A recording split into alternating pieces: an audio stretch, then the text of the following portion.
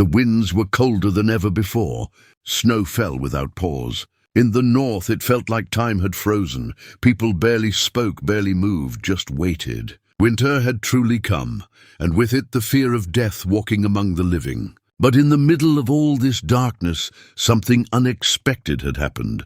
Jon Snow had bent the knee, not just out of politics or for survival, but for something deeper. Respect, trust, and maybe something more. Daenerys Targaryen, the Dragon Queen, had seen it in his eyes.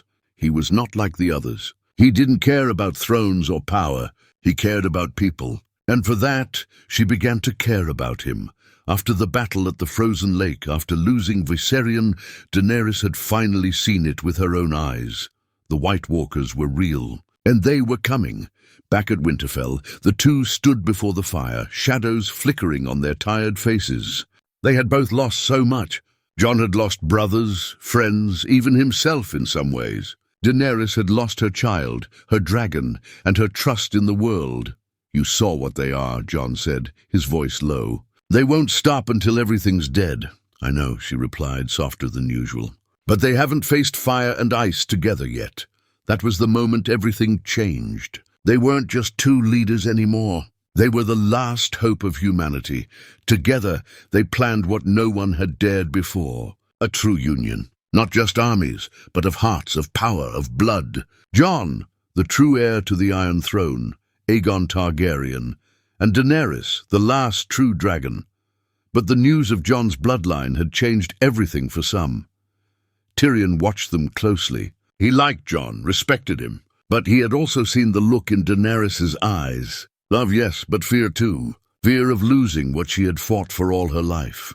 "If you marry her," Tyrion told Jon one night, "many will see you as the rightful king." Even her own supporters. Jon looked away. "I don't want the crown." "I never did. Does she know that?" Jon didn't answer. The next day, before the godswood, with snowflakes resting gently on their cloaks, Jon and Daenerys made a silent vow. No grand wedding, no politics. Just two people promising to stand together for the living. Arya and Sansa watched from a distance. Arya didn't say much. She trusted Jon, even if she didn't fully trust the Dragon Queen. Sansa, however, had doubts. She had seen too many betrayals to believe in love during war, but time was running out. Bran, the three-eyed raven, had seen it in his visions. The Night King was coming, not just to destroy, but to erase the very memory of the living. To turn the world cold and quiet forever. "We need to trap him," Bran told them all during a war council. "The godswood in Winterfell. He'll come for me." It was madness. But also the only chance. Daenerys stood with her dragons, one less than before, ready to burn the dead. Jon gathered the wildlings, the north, and every house that still remembered the true enemy. Gendry forged new weapons of dragonglass, sweat pouring from his face. Samwell found old scrolls that spoke of the long night, and how fire and light had once pushed the darkness back. On the eve of the battle, Jon and Daenerys stood atop a hill outside Winterfell, looking at the flickering fires below. "We might die tomorrow," she whispered. "We might," Jon said. Then softly, "But if we stand together, maybe we don't have to." She turned to him, tears forming. "Do you really think fire and ice can win?" Jon didn't reply. He took her hand instead. Far beyond the wall, the Night King rode Viserion, the undead dragon. His army stretched behind him, endless, cold, dead, and they were almost here. The horns of Winterfell screamed into the night. The dead had arrived. Thousands upon thousands, more than anyone had imagined, swarmed the fields like a sea of shadows. Their groans filled the air, louder than any storm. A blizzard of death blew across the plains, hiding their faces but never their presence. You didn't need to see them to feel them. The cold told you enough. Jon Snow stood on the front line, ghost by his side, sword drawn, Longclaw glowing with the faint shine of Valyrian steel. To his left stood Tormund and the wildlings, faces hardened by years beyond the wall. To his right, Jorah held his sword tightly, silent, eyes fixed on the storm approaching. Behind them, archers lined the walls. Arya, standing among them, had her custom dragonglass weapons ready. She wasn't afraid. Not of this. Not anymore. Inside the crypts, Sansa stood with Tyrion and the small folk. She had wanted to fight, but Jon had insisted.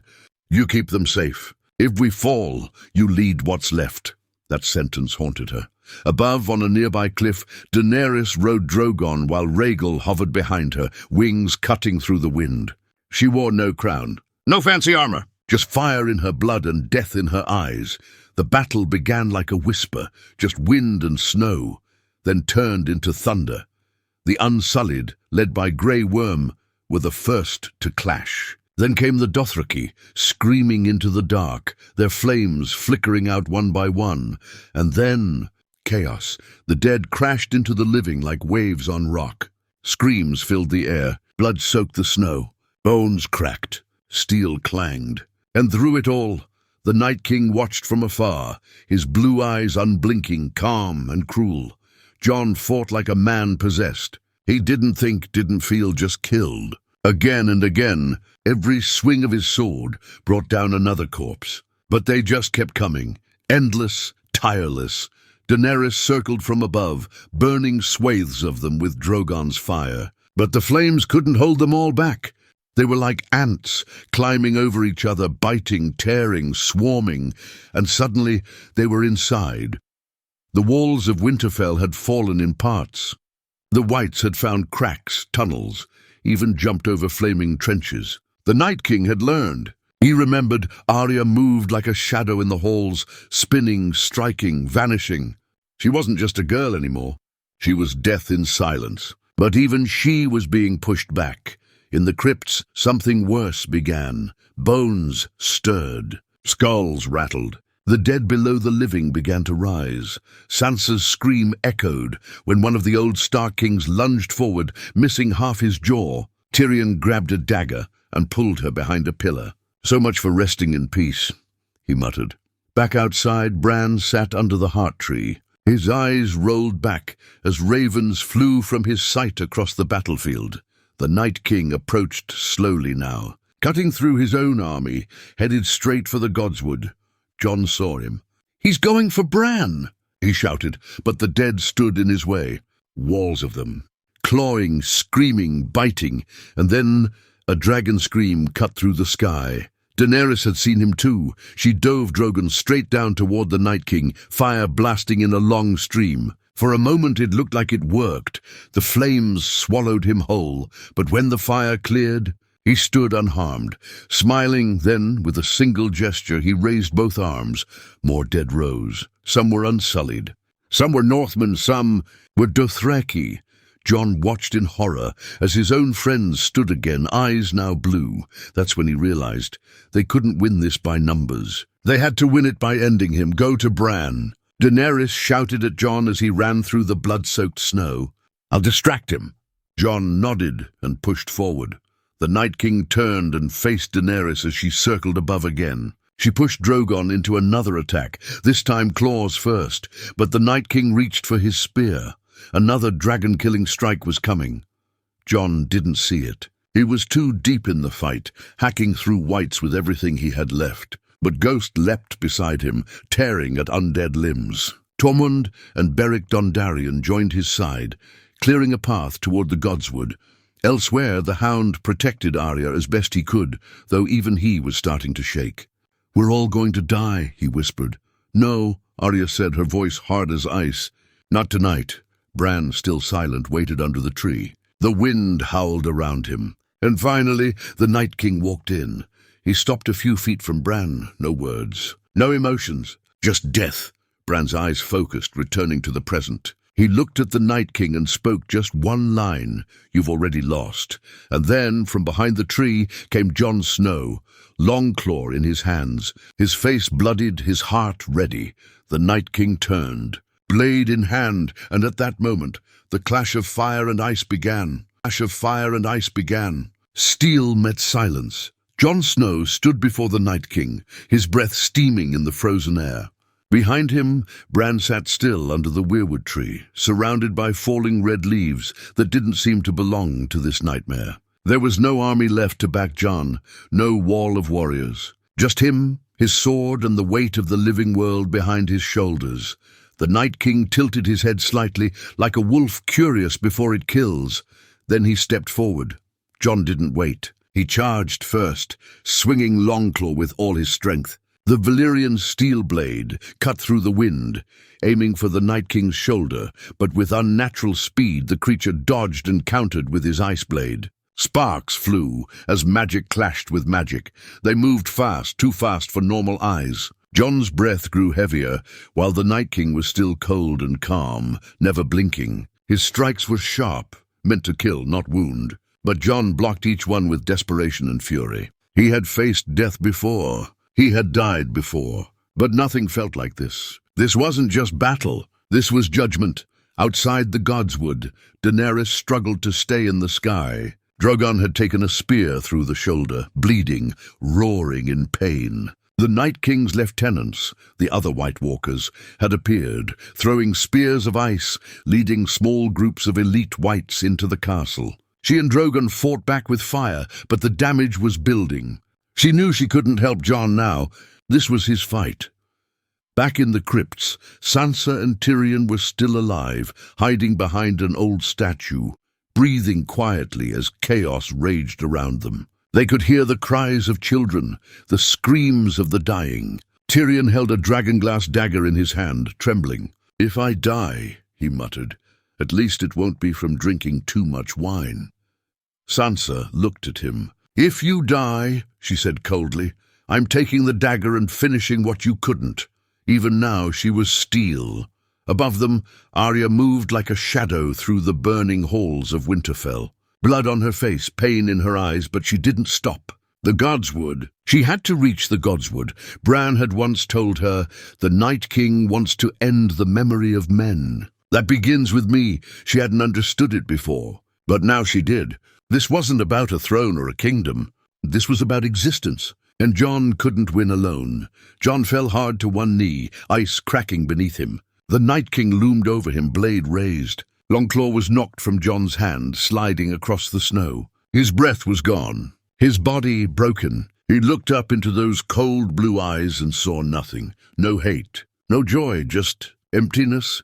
The Night King raised his sword for the final strike, but just before he could strike down Jon, a scream came from the sky. Not from a dragon, but from a girl, Arya.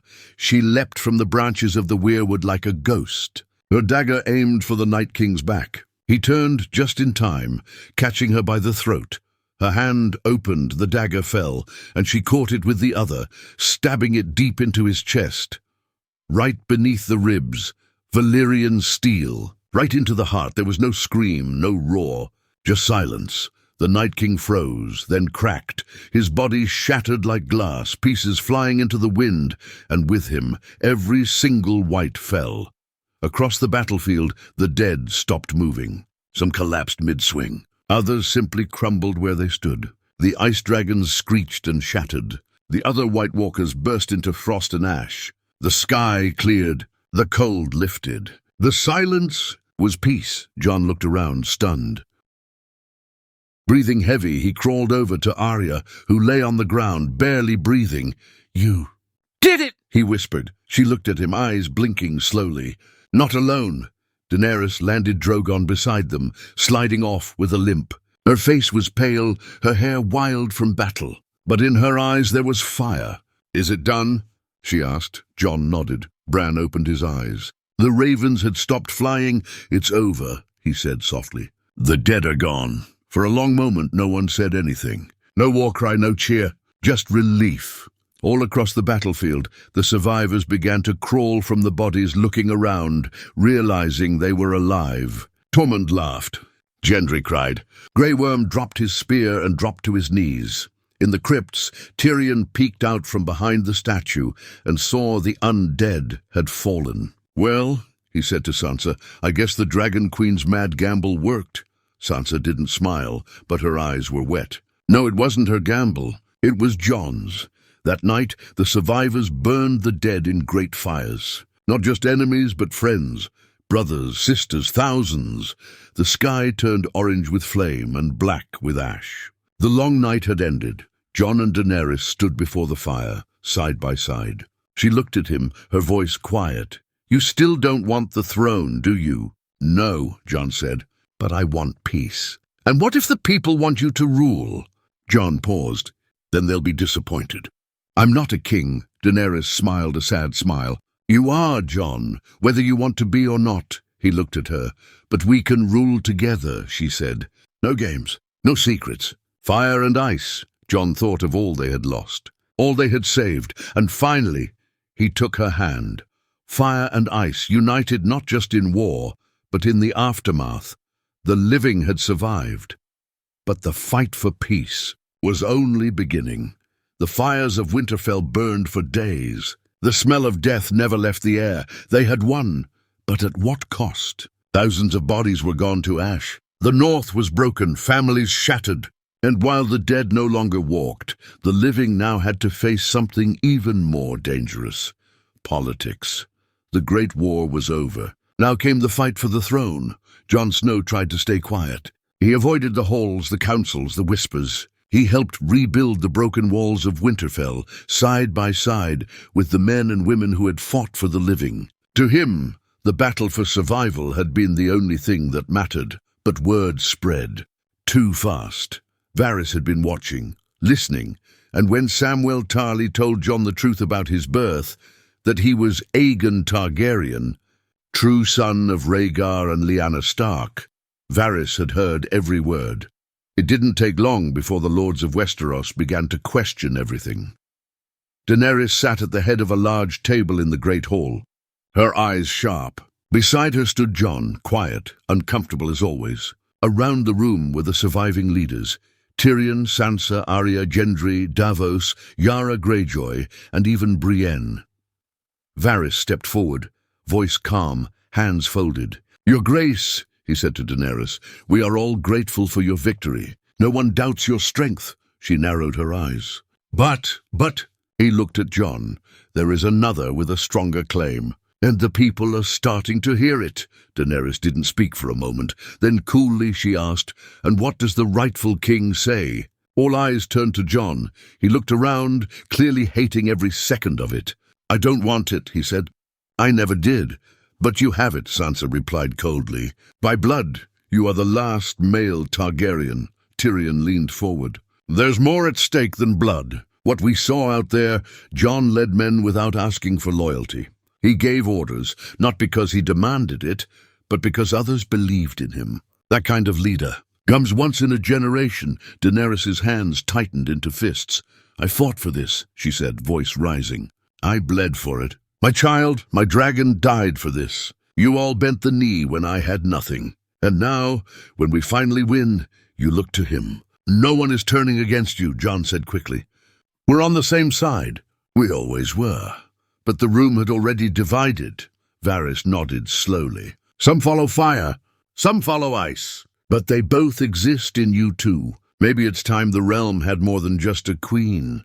Or a king." Jon shook his head. No thrones, no crowns. Let's rebuild. Let the people choose their future." But the words were like wind in a storm. Later that night, Daenerys stood alone by the battlements, staring into the dark. Tyrion joined her, careful with his words. "They love him," he said, "not because he's a Targaryen, but because he reminds them of Ned Stark, fair, quiet, stubborn." Daenerys didn't respond. "Do you love him?" Tyrion asked. She looked at him, eyes distant. "Does it matter?" Tyrion sighed. "Only if you plan to keep peace. Love is the only thing stronger than fear. And right now, fear is winning." In the days that followed, rumors spread like fire. People began calling Jon Aegon behind closed doors. The North whispered of an honest king. The Unsullied stayed loyal to Daenerys, but the rest of Westeros? They were waiting, watching. Jon begged Daenerys to forget the throne. "We saved the world together. Let that be our legacy. Let someone else rule. Let's live finally." But she couldn't let go. She had come too far, lost too much. She didn't want to share the crown. And slowly she began to change. Her counsel shrank. She spoke less to Tyrion, avoided Varys completely. She even stopped visiting Jon. The fire inside her wasn't warm anymore. It burned like rage. Then came the letter. Varys had sent ravens across the realm, letters exposing Jon's true birth. Every major house received it. Every lord read it. Daenerys found out. Tyrion warned Varys. She knows. You should run, but Varys didn't flinch. I serve the realm, he said calmly, not any one ruler. If she chooses fear over love, she's no different than the ones we overthrew. That night, Daenerys executed him by dragonfire. Jon watched, said nothing. But something broke in him. Later, Daenerys came to him. He betrayed me. He gave them your truth. It wasn't a weapon, Jon said. It was your reaction that turned it into one. I am not here to be liked, she snapped. I am here to break the wheel. And what if you break everyone along the way? And what if you break everyone along the way? She touched his face then. Rule with me, Jon. Together. That was the dream. He pulled back. Not like this. For the first time, she looked afraid. Do you love me? She asked. Jon didn't answer. She turned and left, her cape whipping in the cold wind, her figure disappearing into the shadows of what was once a dream. The war was over, but the storm had only just begun. The dragon flew south. Its shadow passed over the ruins of the Riverlands, the empty fields of the Reach, and the blood-soaked roads that had once carried kings and queens. Perched on Drogon's back, Daenerys Targaryen watched the world grow smaller beneath her. Castles, farms, people. None of it meant anything anymore, not unless they bent the knee. She wasn't riding to conquer. She was riding to finish what she'd started, to take the Iron Throne. King's Landing stood proud in the distance, tall, golden, and untouched by the horrors of the North. Inside, Queen Cersei Lannister wore her crown tighter than ever. Her red cloak flowed like blood over marble as she watched the sky, waiting for dragons. She'll come, she said softly to Qyburn, her hand. And when she does, your grace, he asked, we remind her that the capital is not the North. We have wildfire. We have walls. And we have no mercy. Down in the north, Winterfell had grown quiet. Jon stood at the gate with Arya and Sansa. His face looked older now, not by years but by loss. Love had turned to silence. Loyalty had turned to doubt. The woman he once believed in had begun to look like the very tyrants he fought to stop. She's going to burn that city, Sansa said bluntly. She won't stop until every Lannister is ash. She's going after Cersei, Jon said. Not the people. Arya raised an eyebrow. You still believe that? Jon stared at her. He wanted to. He desperately wanted to. But he didn't answer. Tyrion arrived at Winterfell that evening, his face pale, voice hoarse. She's not listening anymore, he said. Not to me. Not to you. She's made up her mind. Jon looked at him sharply. What's her plan? Fire, Tyrion whispered. Fire until no one stands between her and that damn throne. She's better than that. No, Tyrion said coldly. She was better. Now she's just alone, angry, and she thinks anger makes her right. The next morning, Jon rode south. Alone, he had to see her. One last time. To speak, to beg, to remind her who she once was. Maybe it wasn't too late. He found her camped outside King's Landing waiting for dawn. Grey Worm stood guard, his expression colder than ice. The Unsullied and Dothraki had surrounded the city. Civilians inside were panicking, trying to flee, hiding children in cellars, praying for mercy that wouldn't come. Daenerys was alone inside her tent, staring at a map of the city. You came, she said without turning. I had to, Jon said. Before you do something that can't be undone. They chose her, Jon, even after all Cersei did. They still follow the lion. They're scared, Jon said. They'll surrender if you give them a chance. They didn't surrender when my father died, or when my brother was slaughtered, or when I crossed the sea to save them. They only understand power. This isn't power, Jon said, stepping closer. This is revenge. Her eyes met his. And what would you do, Jon? Give her mercy. Let her live? Let her sit on that throne while our people die? I'd stop the killing before we become what we hate. She moved toward him slowly. Her voice lowered. I offered you the world. I still would. We could rule together, not over bones and ashes. Her hand reached for his cheek, gentle. You're a Targaryen, Jon. Fire is in your blood too. You can feel it, can't you? That pull to rule. To burn the old world. He closed his eyes. I can feel it. That's why I'm afraid of it.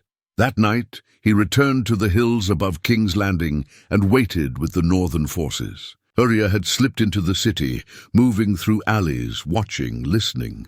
Tyrion stood beside Jon, trembling. She won't stop, he said. She has to, Jon replied. But at sunrise the bells rang. The Golden Company surrendered. The Lannister army dropped their swords. Civilians came out waving white flags.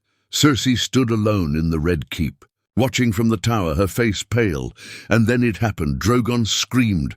From the sky, fire rained down. The bells didn't stop it. Daenerys didn't stop. She burned everything, soldiers, children, mothers holding babies. The streets of King's Landing turned into rivers of flame. The Red Keep crumbled under the weight of dragonfire. Cersei died not by sword, but by stone, buried under the same castle she had fought to protect. Jon ran through the burning city, helpless. Screams filled his ears. People melted in front of him. The stench of death choked him. His own army watched in horror, too afraid to speak, too stunned to act. Arya barely made it out alive. Covered in ash, blood on her face, she looked up at the sky, her eyes burning with something new. Hate. The dragon landed on what remained of the throne room. Daenerys stood there alone, eyes glowing with madness, the Iron Throne behind her. She had won. But what she'd built wasn't peace, it was fear. Jon watched from below, his heart broken. Tyrion threw down his hand of the queen pin and walked away.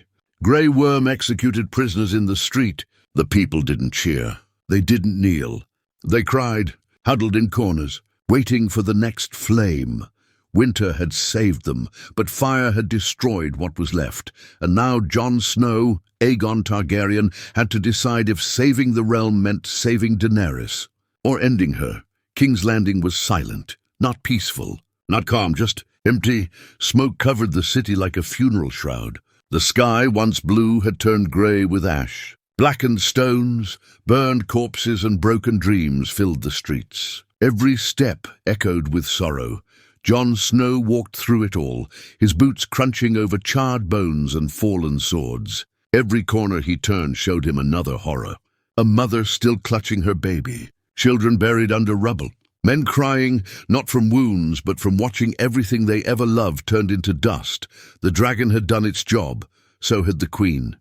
Tyrion walked beside Jon, slower than usual. His face was tight with guilt. He stopped outside the Red Keep and looked at the ruins. My brother died in there, he said quietly. With the woman he loved. After everything she did, Jon didn't reply. He didn't know what to say anymore. I believed in her, Tyrion continued. I really did. I thought she would change the world. Free people.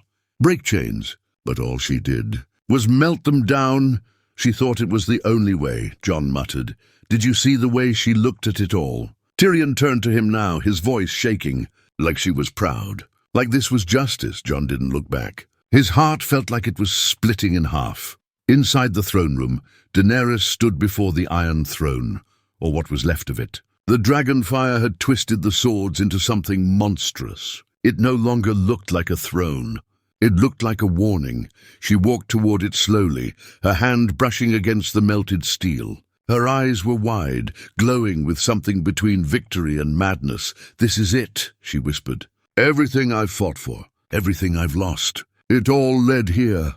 Footsteps echoed behind her. Jon entered, his face covered in soot, eyes hard. She turned to him, smiling. We did it, Jon. We freed the people. He looked around the scorched hall. They're not free. They're dead. They were ruled by tyrants. I gave them a choice. I gave them a better world.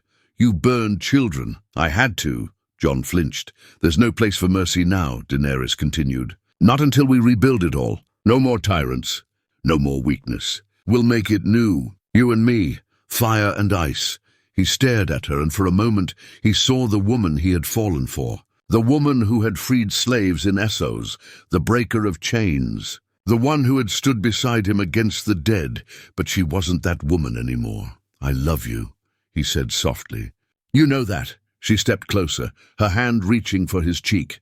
Then be with me. Rule by my side.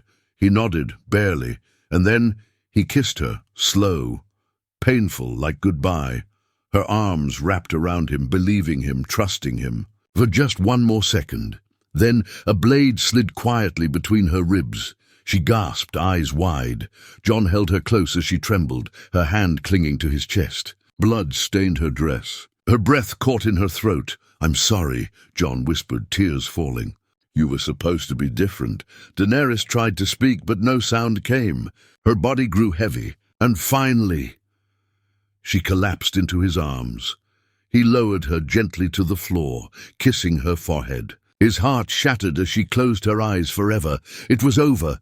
Behind him, Drogon screeched, a sound so loud and deep it shook the walls of the ruined castle. The dragon landed beside Daenerys' body, sniffing her, nudging her, confused. And then he screamed.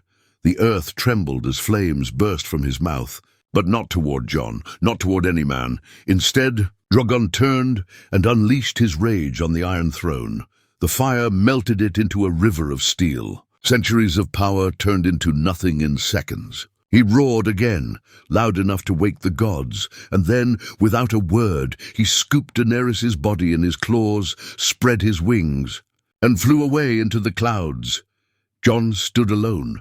No throne, no queen, no peace, only silence. Later, the Unsullied found him kneeling in the throne room, unarmed, blood on his hands. He didn't fight. He didn't speak. He only looked up and said, I killed her. Grey Worm didn't understand why. He didn't care. The queen was gone, and someone had to pay. Tyrion was arrested too, for betrayal, for knowing.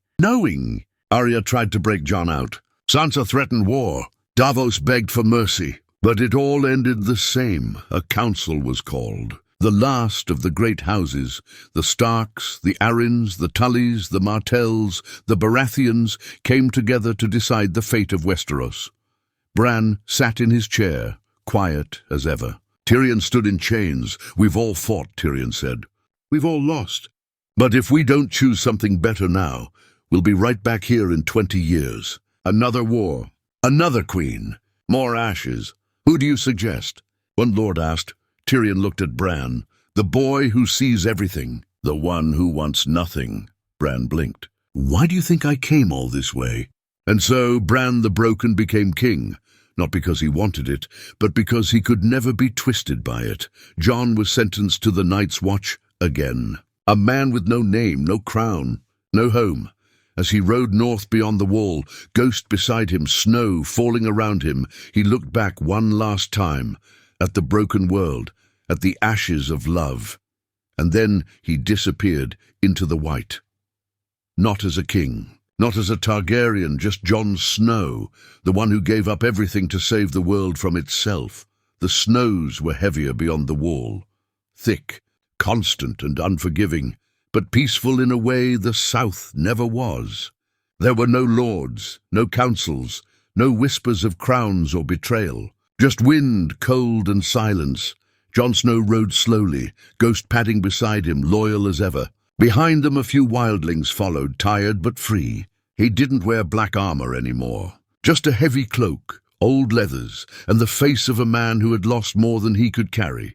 He wasn't the king in the north, not Aegon Targaryen, not the lover of a queen or the slayer of one. He was just Jon again. He watched the trees sway, listened to the distant call of a raven, and for once, let the world move without him trying to fix it. I thought you'd be taller, Tormund joked one morning as they set up camp. Jon gave him a dry look. Tormund laughed, slapping his back. No more thrones, eh? Just snow, shit and stories. Better than fire and ash, Jon replied. Still, even in the cold, Daenerys haunted him. Her voice, her eyes, the hope she carried, and how quickly it turned to rage. He had loved her, not as a queen, but as a woman who believed the world could be better. And he had killed her to save that same world. He'd never forgive himself for it, but beyond the wall, he could forget for a while. In King's Landing, things were far from forgotten. Bran the Broken now sat on what remained of the throne, not iron and swords, but a simple chair carved from wood. Placed under the open sky, where the throne room had once been, he ruled differently. There were no executions for revenge, no royal feasts, no parades. He held short councils, spoke rarely, and listened more than any king before him. Tyrion, his hand, ran the day-to-day affairs. His steps were slower, his face older, but he remained clever. Some said he was rebuilding the kingdom one quiet decision at a time.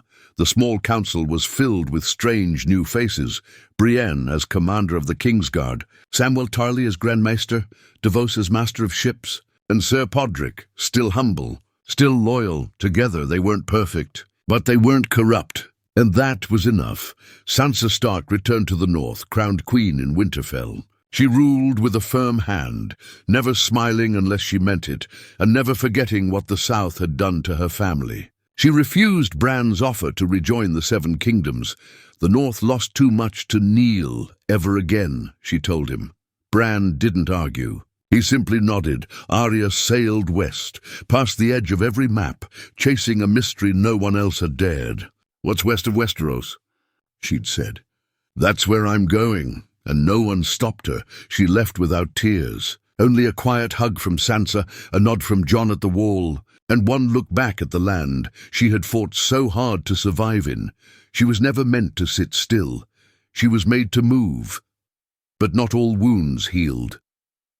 Grey Worm and the Unsullied left Westeros, sailing to north, as Daenerys had once promised him. He never said goodbye to Jon, never looked at him again. He had lost his queen, his justice, and in his heart there was only silence left. The Dothraki, leaderless, wandered the lands for a time. Some stayed, others left. Their war was over. Their fire dimmed. In the streets of King's Landing, rebuilding was slow. Every stone reminded the people of the cost of ambition. Children played among ruins. Mothers planted herbs in ash-covered soil. Bells no longer rang from the towers. No one trusted bells anymore.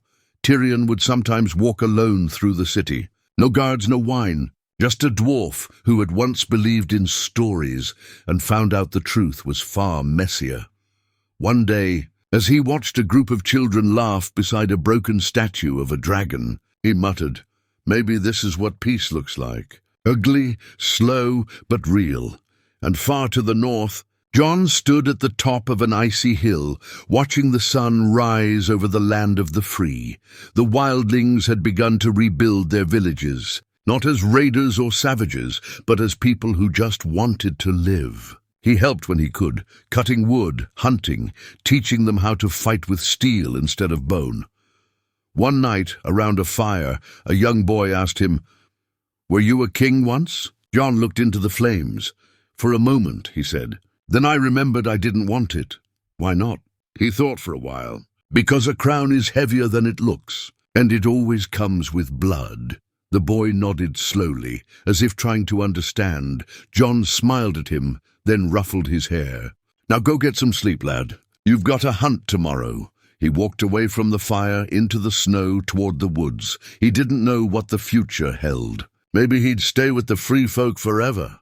Maybe he'd die in the snow like so many before him. But for now, he was free from thrones, from bloodlines, from the voices telling him who to be. And somewhere deep in the silence of the forest, where no banners flew and no names mattered, Jon Snow, the man who never wanted to be a hero, finally found something that had eluded every king before him. Peace. Peace. Years passed, seasons changed, the snow melted, grew again, and melted once more. Time, as it always does, softened everything, even the sharpest wounds of war. Far beyond the wall, Jon Snow had become something of a legend among the free folk. They didn't call him king or lord, not even commander. They called him the Quiet Wolf. He lived simply, built small cabins, helped raise children that weren't his. He hunted, he listened, he told stories when the nights grew long.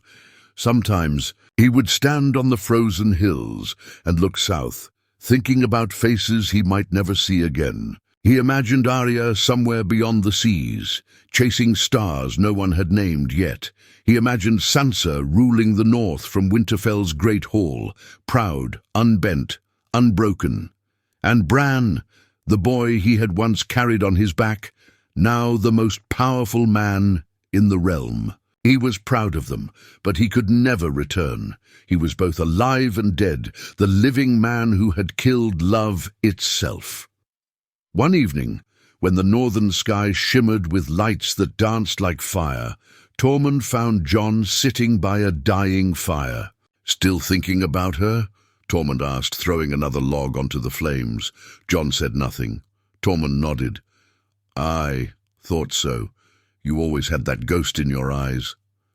"She wanted to make the world better," Jon said quietly. "And I believed her. God's help me, I did. She did make it better," Tormund replied. "Just not the way she thought." Jon looked up, confused. "The south is quiet now," Tormund said. "No kings marching, no dragons burning, no dead walking. You gave them that peace, even if they'll never sing your name for it."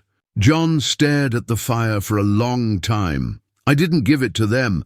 I just took away what would have destroyed them." Tormund shrugged. "That's what peace is sometimes, taking the sword out of a madman's hand." They shared a small laugh. For the first time in years, Jon smiled. Meanwhile, in the south, the world was slowly healing. Under King Bran the Broken, the kingdoms learned how to live without endless war. Trade began again. Roads were repaired. The small folk rebuilt their homes with help from the crown. Tyrion, older and quieter, still served as hand of the king. He rarely smiled now, but when he did, it was real. Sometimes he would sit with Samwell Tarly, now Grand Maester, drinking tea instead of wine, reading the new history of the realm. "This one's called A Song of Ice and Fire," Sam said proudly, placing a thick book on the table. Tyrion raised a brow. "Clever title. Who wrote it?" Sam smiled. "A master who wanted to tell the truth, about heroes who never wanted to be heroes." Tyrion said with a small chuckle. "So no one will believe it." In the north, Queen Sansa ruled wisely. Winterfell stood taller than ever, rebuilt stone by stone, with its banners flying strong in the cold wind. Her people adored her, though she was often seen alone, staring at the horizon. Sometimes ravens came from the south, letters from Bran asking for her counsel. Sometimes ships came from the west, carrying strange maps with Arya's markings on them, but no word ever came from beyond the wall. Once, Sansa stood before the heart tree and whispered into the wind, "I hope you're free, Jon." The leaves rustled softly as if answering her. Years later, Bran's health began to fade. He called Tyrion to his chambers. "You've served long enough," Bran said softly. "You've given the realm peace." Tyrion smiled weakly. "Peace doesn't last." "It never does." "Maybe," Bran said, "but stories do." "What story will they tell of us, Your Grace?" "The truth," Bran answered. "That fire and ice fought, and in the end, they became one." Tyrion nodded slowly. "I hope you're right." When Bran passed away that winter, bells rang across the kingdoms, but this time they didn't ring for war. They rang for remembrance, and though the throne was empty again, no one fought for it. No dragons flew to claim it. The realm had finally learned, peace doesn't need a crown. Far north, the years had turned Jon's hair white, his face lined with time, his beard thick with snow. He didn't lead the free folk anymore. He simply lived among them.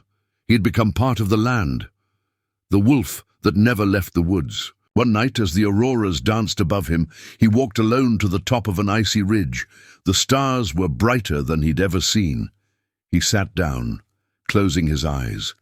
The wind howled gently, familiar and kind. He heard faint echoes.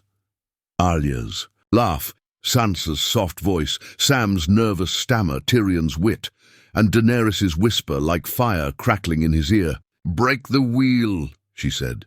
Jon smiled sadly. "You did, my queen. just not the way you wanted." Ghost came and lay beside him, pressing his nose to Jon's shoulder. Jon rested a hand on the direwolf's fur. "I'm home," he murmured. And as dawn broke over the endless snow, the last Targaryen closed his eyes. No thrones, no wars, no lies, just peace. In the years that followed, people told stories about him. The man who united fire and ice, who gave everything to save a world that never knew his name. Some said he became part of the North itself, that when the wind howls across the wall, it carries his voice. Others claimed that on cold, moonless nights, a ghostly wolf can be seen walking beside a man in black, watching over the land of the living. The truth, maybe he died, maybe he lived forever, but one thing never changed: the song of fire and ice, the song of love and duty, the song of those who fought not for crowns, but for the living. And as long as the North remembers, and the dragons still fly in dreams, the story of Jon Snow and Daenerys Targaryen will never fade. Because sometimes the greatest heroes are the ones who never wanted to be.